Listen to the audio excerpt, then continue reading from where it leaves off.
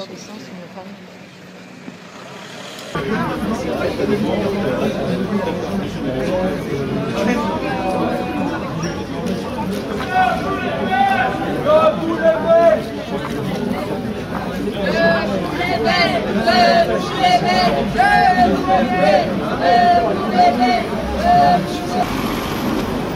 Ok, ça va. Et Sacha, fais juste gaffe à un truc, s'il y a des quenelles derrière moi, tu me signales, d'accord? Le congrès de la dissidence, rassemblant des négationnistes et antisémites et auquel ont prévu de participer Dieudonné Alain Soral, a été interdit par les autorités de la commune d'Anderlecht, ici à Bruxelles. Ouais. Oh oui, ils sont très appréciés.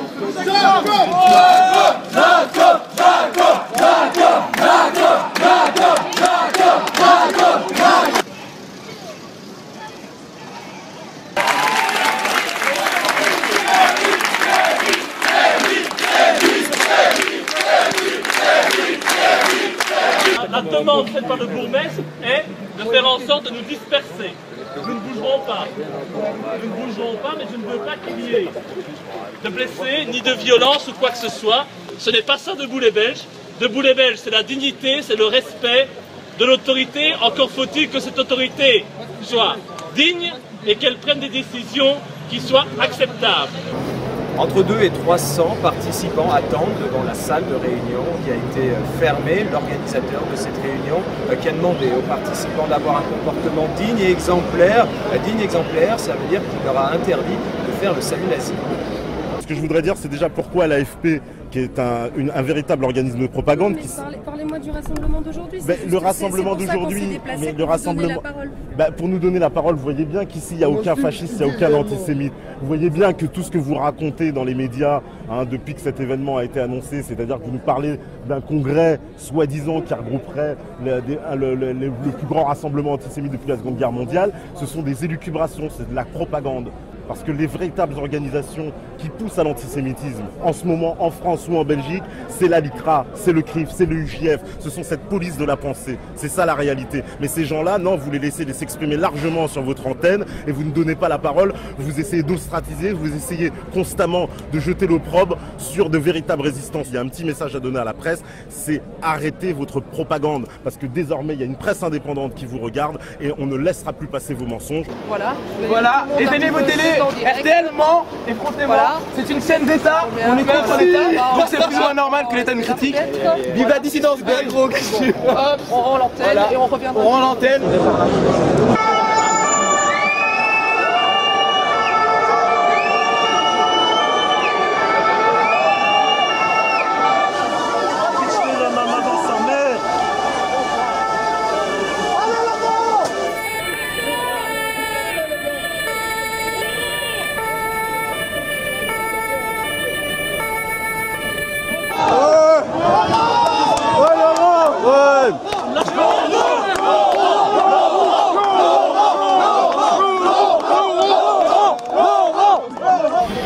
Aujourd'hui, il était prévu qu'on fasse notre meeting électoral.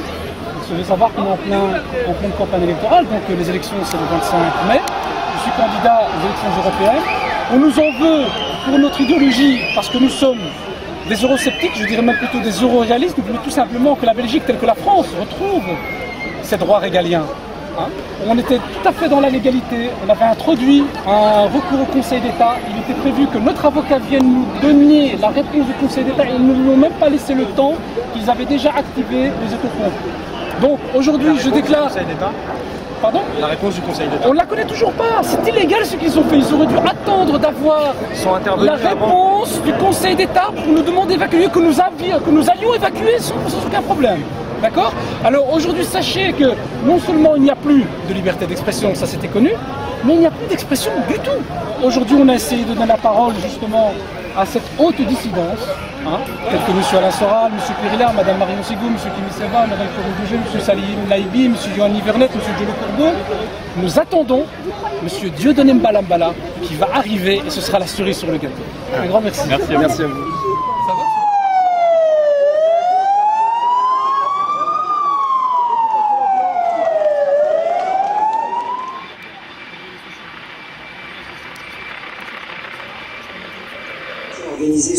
en Belgique par un groupuscule d'extrême droite a été interdit in extremis par le maire d'Anderlecht, la commune de la banlieue de Bruxelles où il devait se tenir. Les organisateurs ont saisi le Conseil d'État pour faire annuler l'interdiction. Le comédien français Dieudonné devait y participer. Sympa, Bruxelles aussi. Ouais, c'est une belle ville. Il y a des baraques incroyables à Bruxelles, c'est les plus belles maisons d'Europe. Ouais. Des maisons, ils sont très forts en art nouveau, art déco, style 1900, 1920, 1930. Et c'est l'immobilier moins cher d'Europe. C'est vrai qu'ils sont bien. On a l'impression d'être en Israël. Ouais, c'est fou. C'est devenu la domination sioniste généralisée en Occident. C'est exactement, ça serait pareil. On serait tout pareil en Israël. Peut-être pas. Peut-être une au-dessus. Après, toujours une gauche israélienne qui veut discuter. Sportif. Terrible, hein. Terrible. Ça va et toi? Monsieur Sorel. Monsieur le Michel. C'est un honneur. En tout cas, merci d'être compliqué. Bon, on est bienvenus en Brabant Wallon. C'était Tous les trois, faites-moi un petit signe sympa. Oui, voilà. Attends, à trois. On est vraiment arrivé à... C'est très maladroit de leur part. Ben là, ils vous ont fait une pub extraordinaire. C'est la première fois qu'on jette l'autopompe sur un député. Hein. C'est la première fois. Laurent Louis. Laurent Louis. Je suis bien entouré aujourd'hui. Merci.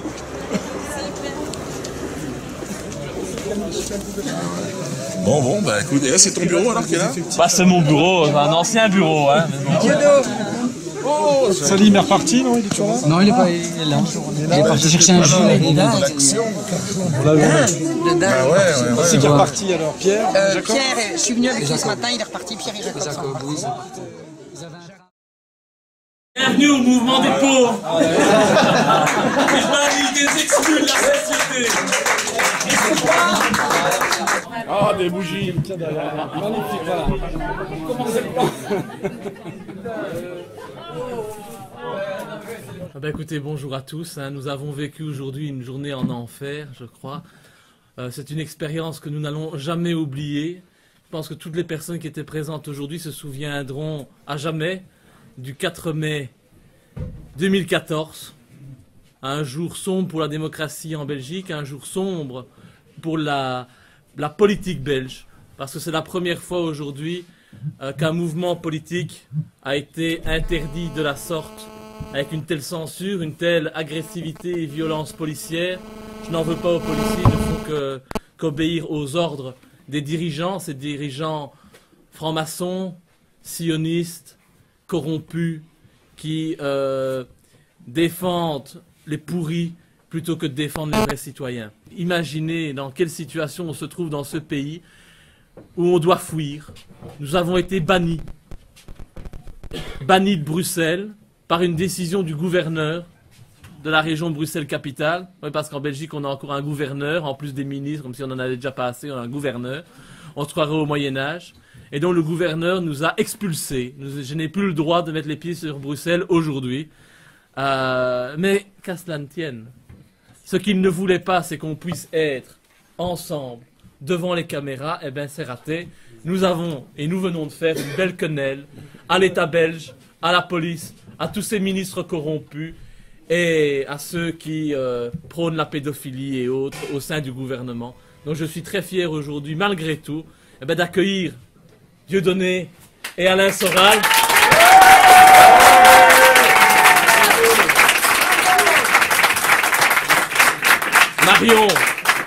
Marion Sigaud, mais que vous connaissez puisqu'elle a passé toute l'après-midi avec nous. Elle a été en première ligne.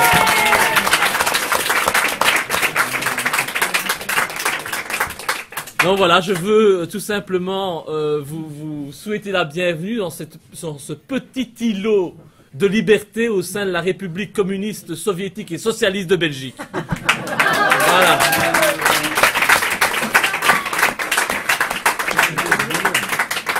Donc, je vais rajouter juste... Voilà, Abdes.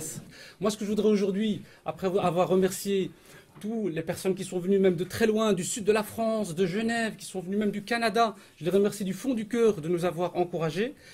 Et aussi, encourager aussi toutes ces personnes intellectuelles, professeurs d'histoire, artistes, essayistes, écrivains qui sont venus. Alors comme je l'ai dit tout à l'heure, il y a une pseudo-haute finance, mais il y a ce qu'on appelle aujourd'hui la haute dissidence. Et nous avons aujourd'hui voulu vous apporter la crème de ces gens qui font un travail incroyable, un travail de combattants, qui ont un travail d'instruction. Et donc, dans l'endroit où on était tout à l'heure, on a pu écouter tout d'abord le libre penseur M. Salim Laïbi, le professeur Jacob Cohen, le professeur Pierre Hillard. Et maintenant, je vais donner la parole donc à d'autres très grandes personnalités qu'on a voulu justement bâillonner. Voilà. Et on est là, ils vont justement avoir la possibilité de s'exprimer. On va leur demander aussi cette conférence qu'on voulait faire sur la liberté d'expression, qu'ils nous disent vraiment ce qu'ils en pensent.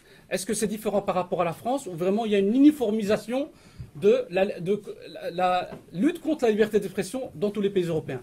On nous a traités d'extrémistes, de fachos, de nazions, de quoi que ce soit. On nous a même dit qu'on était contre les femmes. Alors, je ne vois pas ce qu'il en est. Et d'ailleurs, c'est pour cela que je donne par galanterie la parole à Madame Marion Sigou en premier et ensuite ce sera donc Dieudonné ce soir.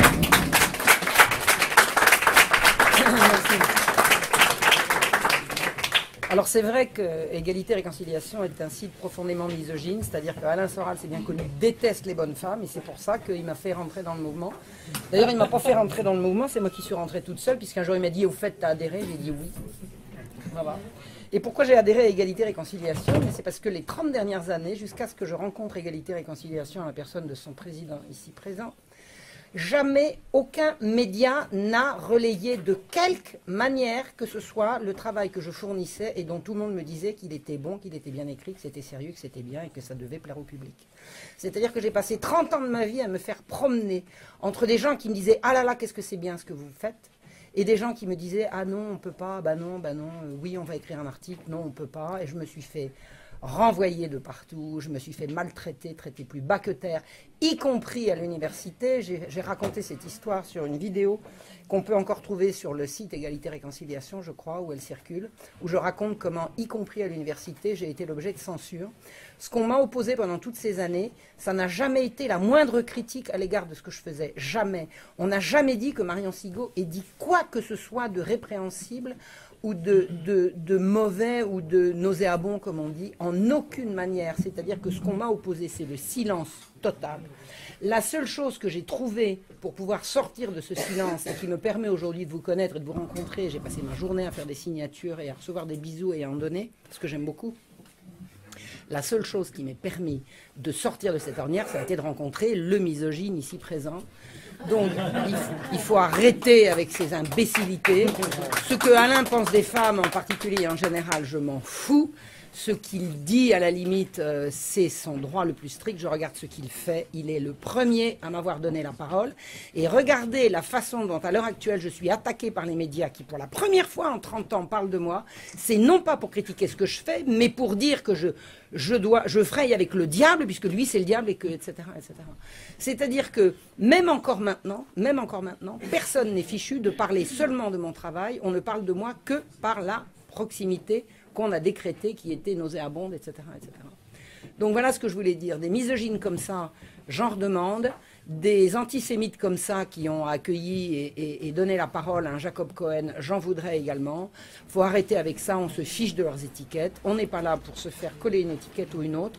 Jugez-nous sur ce que nous faisons, sur ce que je fais moi. Je ne crains personne. Si un jour une critique doit arriver, je l'attends et je l'attends depuis 30 ans.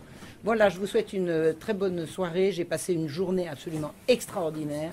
Je remercie Laurent, enfin, que je suis depuis des mois, enfin, que j'ai eu le plaisir de rencontrer il y a plus de 6 mois maintenant.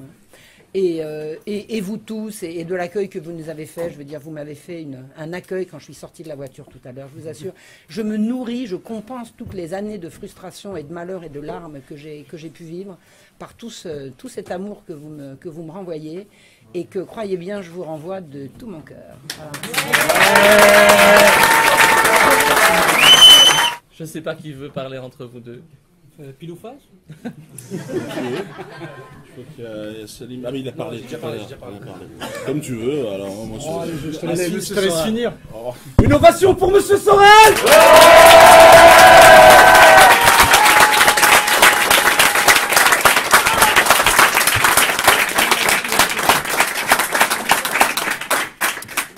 Pour ne pas redire ce que toutes ces chères personnes ont déjà dit, moi je suis là à deux titres. Je suis là en tant qu'Alain Soral qui produit une critique et qui essaye effectivement d'accompagner les gens qui portent une critique qui me semble proche de la mienne.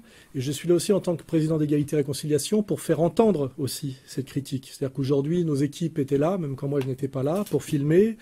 Nous allons faire un gros reportage sur cette journée parce qu'il y a les choses qu'on vit sur le moment et puis ce qui est très important, c'est ce qu'on peut trouver derrière, non pas dans les médias officiels qui ne font que mentir, mais sur les sites d'information alternatifs. Et c'est très important ça qu'il y ait justement des sites comme Égalité et Réconciliation et d'autres pour faire de la réinformation, de la contre-information, de la vraie information. Parce que je pense que ce qui a tout changé depuis quelques années et qui perturbe énormément le pouvoir, ça, on voit qu'ils ont peur, parce que leur violence et leur méchanceté prouvent qu'ils ont peur, c'est Internet. Internet permet aux gens d'accéder à une autre information que celle des télés et des médias institutionnels. Et ce qu'on verra notamment sur ER demain et après-demain, c'est ce que les gens n'auront pas vu. Et c'est ce qui leur permettra de douter du discours officiel. Et je pense que c'est ça qui nous est reproché en réalité.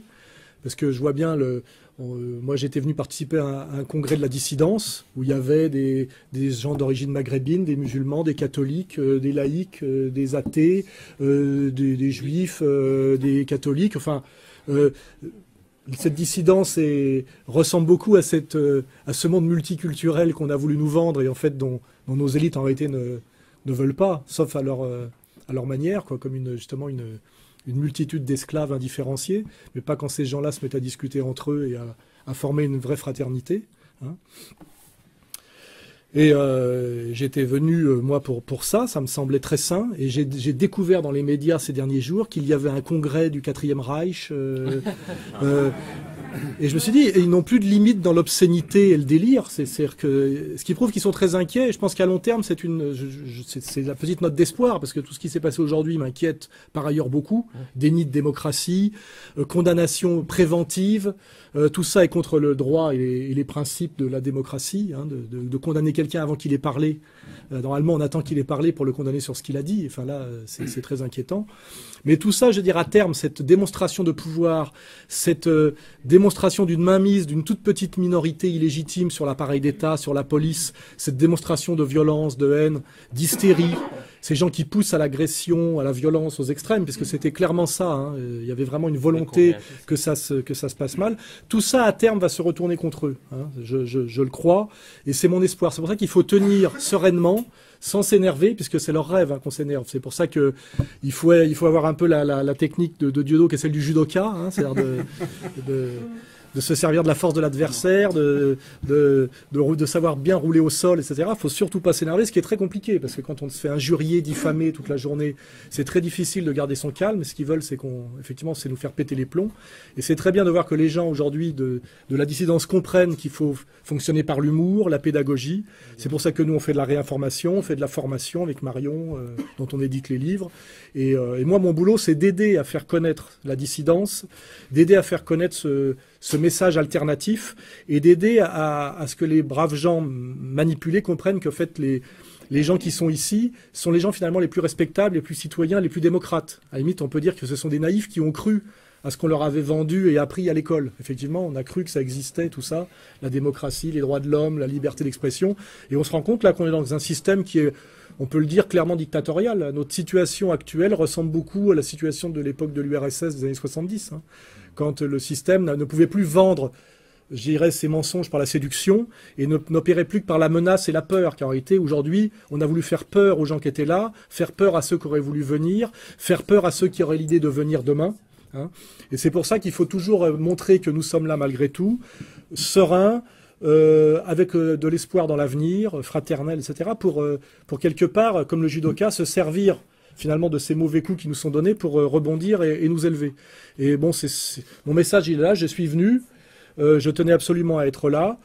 pour montrer que la dissidence existe, qu'elle n'a pas peur, quelle est réellement la réalité de la démocratie, de la liberté d'expression, je dirais même de l'intelligence critique.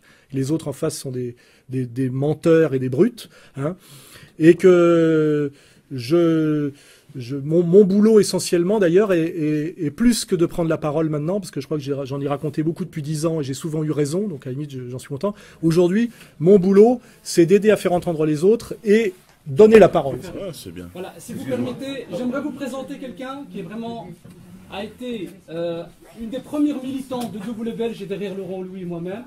C'est une personne très courageuse et c'est encore une dame très vaillante qui a décidé de se consacrer à une librairie dissidente dans un quartier très huppé de la capitale et très sionisé.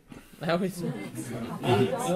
et cette personne, il faut savoir que cette personne, hier, a été en garde à vue pendant plusieurs heures. On a fait des pressions contre elle, elle a tenu le coup et elle a été une des, vraiment, je veux dire, des colonnes vertébrales de ce congrès.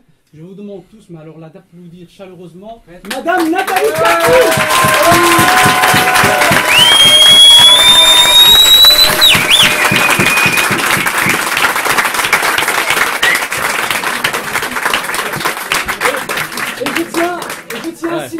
Je tiens à signaler que tous les livres de nos intellectuels dissidents sont en vente et disponibles à la librairie XIM au 171-171 rue Édith Cavell à Uccle.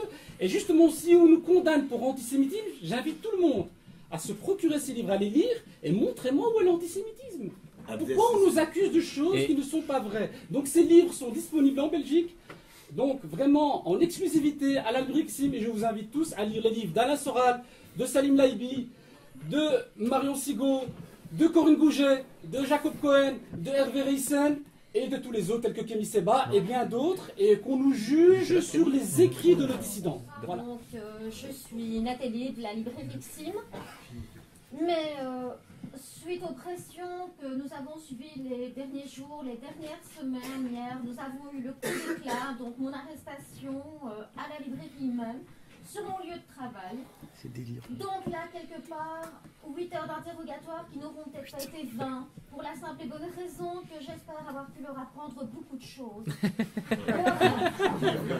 leur apprendre ce qu'était la dissidence, leur montrer qui étaient nos dissidents, leur expliquer ce qu'il y avait dans nos livres et peut-être aussi leur montrer que la vision qu'eux ont des choses n'est peut-être pas celle de tout un chacun.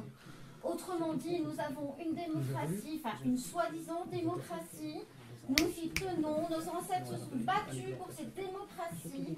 Nous avons un pays, nous voulons le garder. Alors je suis désolée, à la rigueur, qui tape le monde entier sur une petite bande de terrain qu'ils ont piqué à droite, à gauche. Mais moi j'ai une nation et je tiens à la garder. Bravo.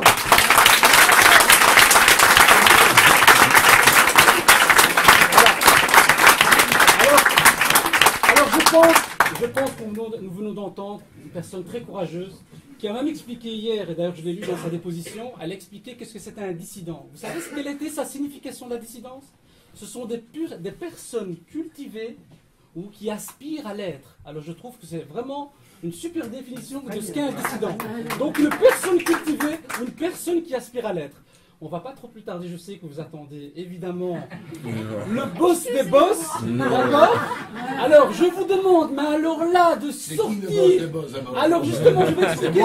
Voilà. C'est pas ça de Léo. Alors attendez, je vous demande vraiment. Alors, pour tous ceux qui ont comme nous cette boule au fond et qui voudraient justement l'extérioriser, je vous demande, mais alors un tsunami d'acclamation pour monsieur.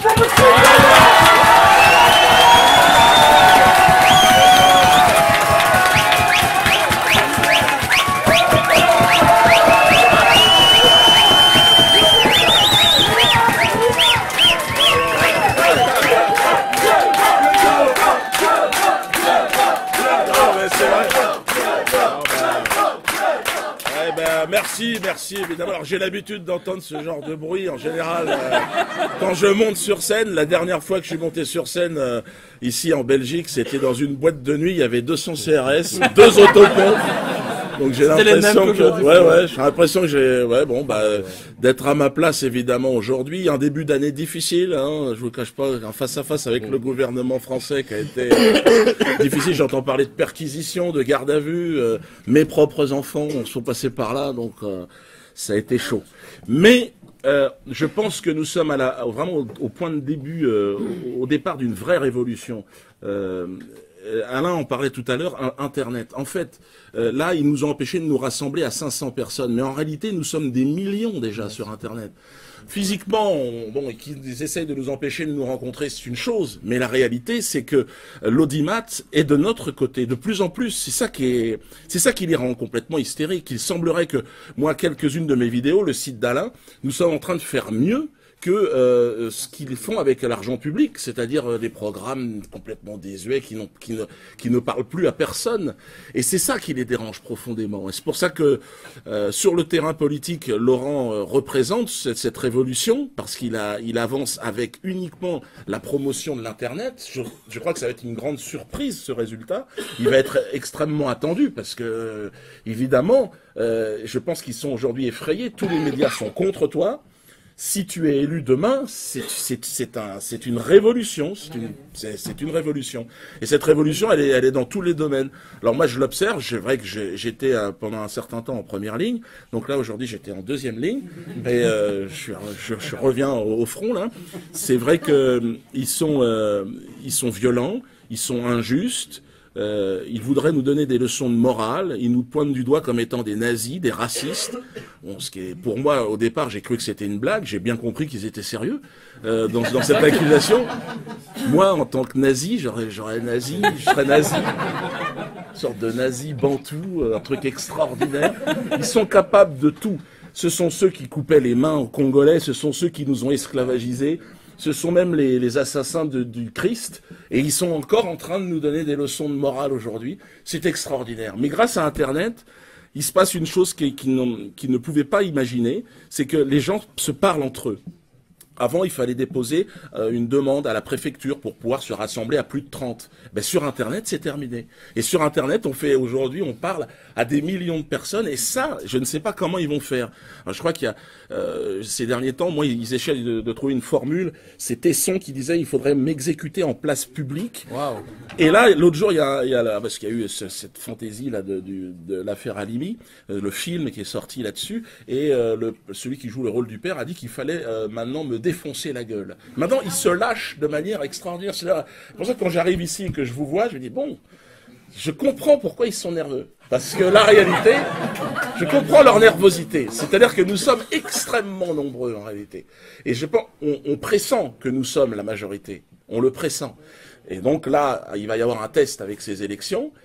Il est possible qu'ils trichent. Attention, ils sont encore très forts. Hein. Nous, on a le vote électronique à Paris. Donc, autant vous dire, c'est au bon vouloir. Vous l'avez aussi ?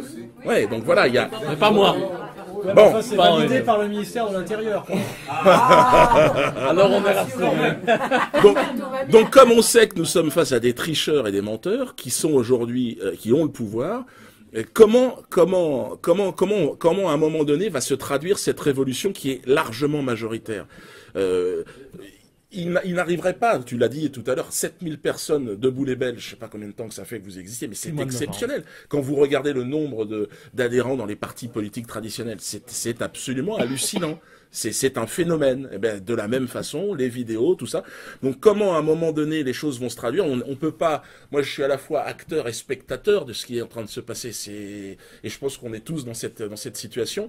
Mais on ressent qu'il y a, on est vraiment au pied d'une révolution très très importante, et évidemment Internet est le baromètre qui nous permet aujourd'hui de nous rassurer, de nous dire qu'on n'est pas fou, on se bat, on est écouté, on communique entre nous, on a plein de réactions. Aujourd'hui, on voit bien qu'ils sont débordés, ils sont obligés de fermer leur compte Facebook, leur Twitter, ils sont obligés parce que les gens commencent à s'exprimer, posent des questions, mais pourquoi on ferme la gueule? Ils n'arrivent plus, ils sont débordés. Donc c'est pour ça que moi, j'ai vu le développement d'Internet, parce que si je n'avais pas eu cet outil-là, je pense que ça aurait été beaucoup plus difficile. de simplement pouvoir parler aux gens et de pouvoir faire mon métier. Mais aujourd'hui, je suis très content d'être là parce que je pense que, eh bien, la traduction politique de cette révolution qui se passe sur Internet, elle est en Belgique, elle est avec Debout les Belges. Et parce qu'en France, on attend aussi Debout les Français, comme tu le disais un jour. Parce que je pense que ça va arriver. Et ben, tant mieux que ça commence par la Belgique, qui est un pays paradoxal, violent aussi, parce qu'on voit cette police qui est quand même, c'est hallucinant de voir ce qui se passe. Moi, j'avais été halluciné de voir comment ils étaient rentrés dans une salle de spectacle. Il y a des mecs qui voulaient me foutre par terre. Enfin, j'avais jamais vu ça. Et là, je comprends mieux avec ce qui s'est passé quand j'ai vu les photos de toute l'équipe mouillée, trempée, en train d'avancer. Bon, ben, je pense que une révolution ne peut pas faire l'économie de ce genre d'acte héroïque de toute façon. Et eh bien, vous êtes à votre place, on est tous à notre place. Et puis il y a un paramètre qui ne nous appartient pas, je crois, mais je pense qu'on est tous au service de quelque chose qui ne nous appartient pas. Et je pense que cette révolution, moi, on est en train de la voir et on va peut-être de notre vivant pouvoir gagner et voir ces menteurs enfin disparaître, quoi. Ça va être formidable. On n'est même pas sûr de perdre.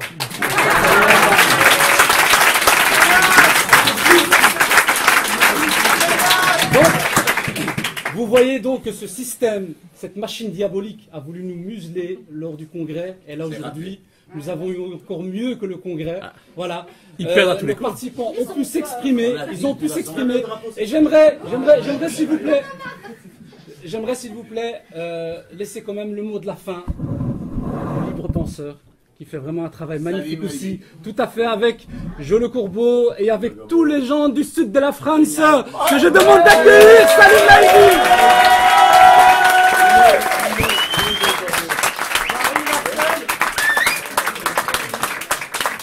Mais c'est quand même le seul chanceux. Pourquoi? Parce que toi, tu as pu au moins t'exprimer lors de on leur a mis une quenelle. Ils n'ont rien compris. Ils ont cru qu'on était partis, on faisait nos petits trucs en cachette. Ils n'ont rien compris. Ouais, et un peu... Ah. Je peux dire bonjour un petit peu, là, mon ami. Je demande d'accueillir Jo Le Corbeau.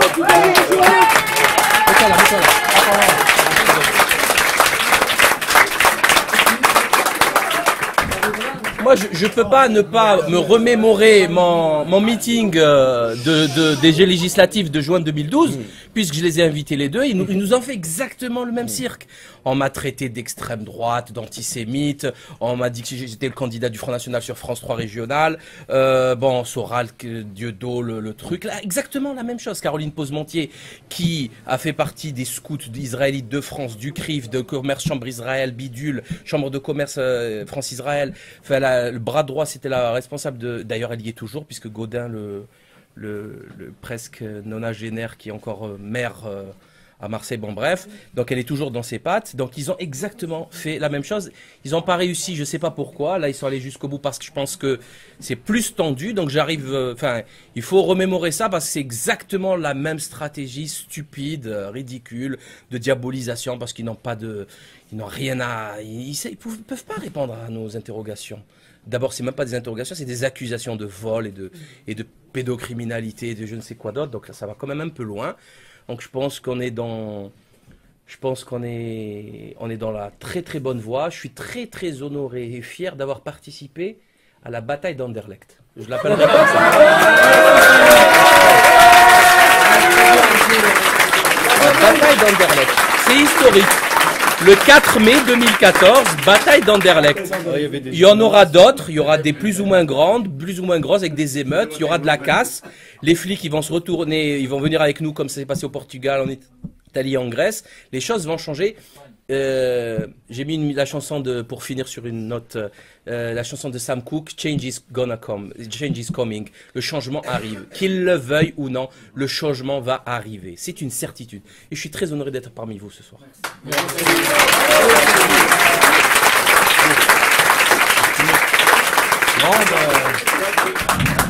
tenais quand même à rajouter juste un petit détail. Il faut bien avouer qu'ils se sont bien amusés, ils ont été chercher les autopompes. Mais c'est vrai que d'abord il faisait beau et qu'il ne fallait surtout pas oublier une chose. Ils étaient en train de nous détromper, nous on se disait au-dessus de nous il y a le soleil.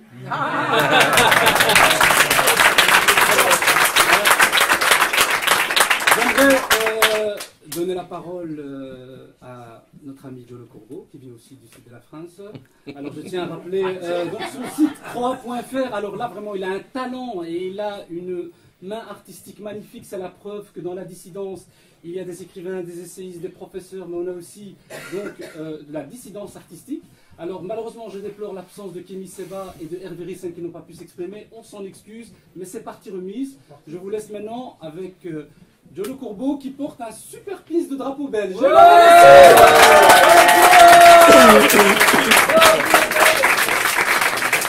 Non, bah, comme dirait Bernard-Henri Lévy, aujourd'hui je me sens belge. Hein, comme...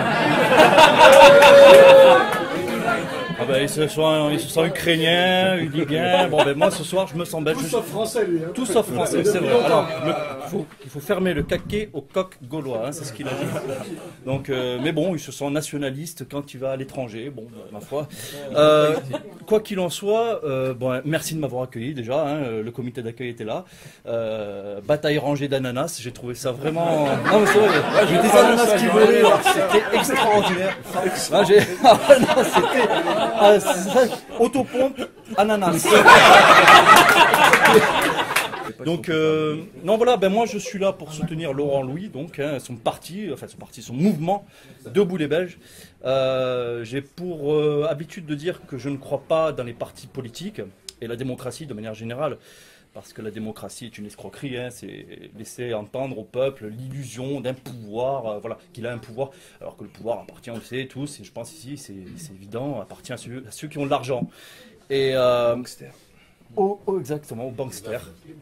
Et bon voilà, il se trouve que Laurent Louis propose quelque chose qui m'intéresse au plus haut point, la dissolution des partis politiques, une fois au pouvoir. Et j'espère également que tu proposeras l'annexion de la France à la Belgique.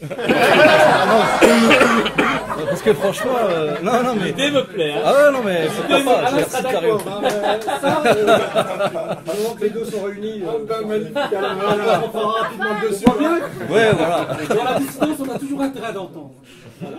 C'est ça. C'est le premier qui se libère qui annexe l'autre, c'est pas grave. Hein. Le premier qui se libère, voilà, c'est ça, on fait comme ça. Et puis on fera un référendum, hein, comme en Crimée, bien entendu, attention. Donc voilà, et bon, moi je suis dessinateur, hein, évidemment, je suis pas un orateur, je suis un artiste. Et voilà, aujourd'hui j'ai monté un site internet qui s'appelle croix.fr. J'ai eu pas mal d'emmerdes ces derniers temps aussi. Bienvenue. Normal. Normal. Comme nous tous. Hein, c'est grave, même si on en auditionne tous. Ça leur fait peur, les ananas, tout ça, c'est étonnant, quoi. Non, mais finalement, leur agressivité traduit quelque part leur fébrilité. Et aujourd'hui, en fait, ils ont démontré qu'ils étaient très fébriles, très fragiles. Et en fait, nos médias, les médias comme Égalité et Réconciliation, et d'autres, bien sûr, il y a Agence Info Libre, qui n'est pas là, je crois, Meta TV, etc., sont aujourd'hui des médias qui sont amenés demain à être les leaders en matière de diffusion d'informations, tout simplement. Ah oui, Salim Laïbi, évidemment, le librepenseur.org, etc. Je l'ai déjà cité. Et EER, qui est évidemment le leader incontesté, en tout cas dans le. L'équipe de R, hein, que franchement, bien sûr, le travail de René Montré. Égalité et Réconciliation, c'est une équipe, voilà, non, ils nous ont montré la voie aussi. Ils ont monté aussi un modèle économique qui aujourd'hui est viable.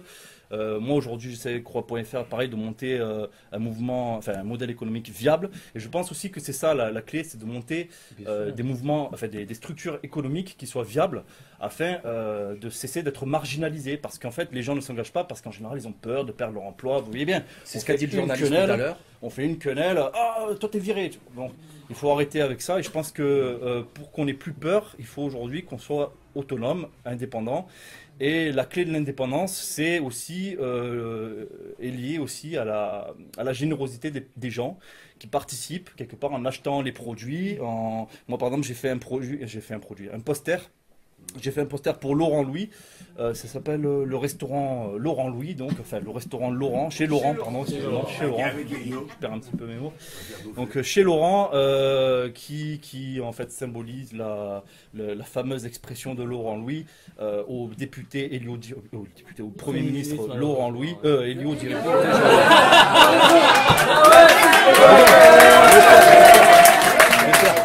Bientôt. Donc voilà, lui faire bouffer son nœud papillon et à l'étouffer évidemment parce que évidemment ça c'est de la bonne cuisine, on espère qu'il va s'étouffer avec.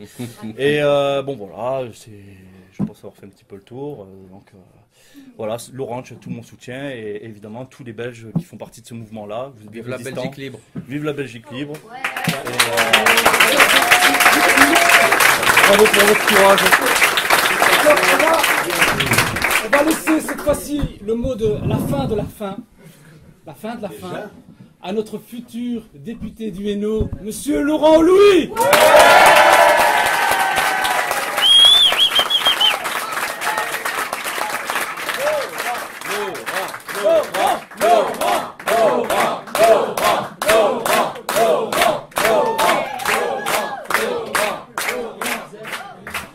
C'est gentil.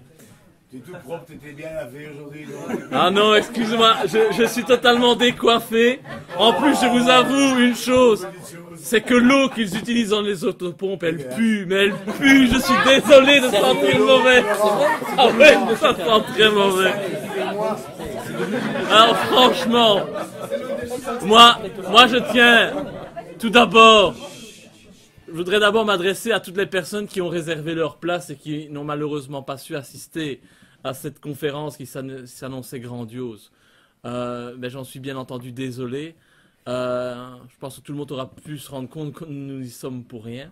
Je voudrais également remercier toutes les personnes qui sont là aujourd'hui soir, qui nous ont suivis dans notre périple. Je voudrais remercier la province du Brabant Wallon, là où je suis né, de nous avoir accueillis sans force de l'ordre. C'est un peu original, c'est rare quand ça arrive aujourd'hui. En général, on a toujours un combi qui nous attend quelque part, mais pas ici. Voilà, on est encore dans une zone libre. Ça peut encore arriver. Ça peut encore arriver. Je voudrais aussi remercier évidemment Alain Soral et Dieudonné, parce que sans eux, je n'existerais pas encore. Sans eux, je ne serais encore qu'un député belge totalement méconnu. C'est évident que ce qui m'a permis d'être connu au grand public, c'est bien entendu la quenelle d'or de l'année passée. La première fois que je suis rentré dans une salle où on m'a applaudi. C'est la première fois.